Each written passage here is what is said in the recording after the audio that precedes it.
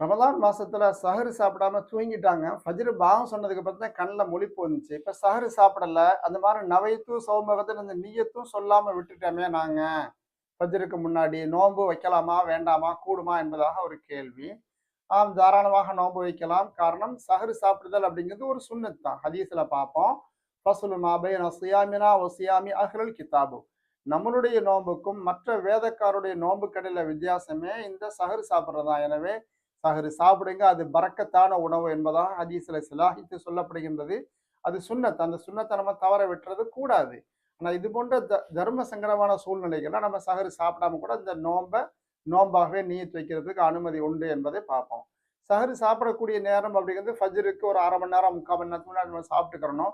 ஒரு கால் ராத்திரியிலேயே சாப்பிட்டோமா, சாப்பிட்டு தூங்கிட்டோம் அப்படின்னா, காலையில இந்த சஹர் நேரத்துல எந்திரிச்சு ஒரு டீ, பிஸ்கட்டு, சும்மா ஒரு தண்ணியாவது கொஞ்சம் குடிச்சுக்கிறணும். அந்த சுன்னத்து நமக்கு கிடைச்சுக்கணும்.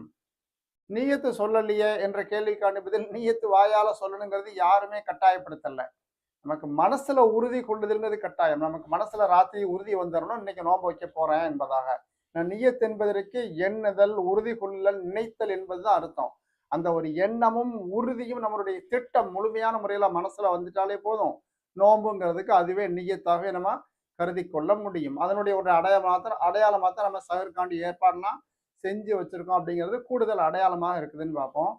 ஒரே ஒரு நிபந்தனை, ஃபஜ்ர் பாங்கு சொல்லக்கூடிய நேரத்துல இருந்து எதுவுமே குடிக்காம, கொள்ளாம இருந்திருக்கணும்.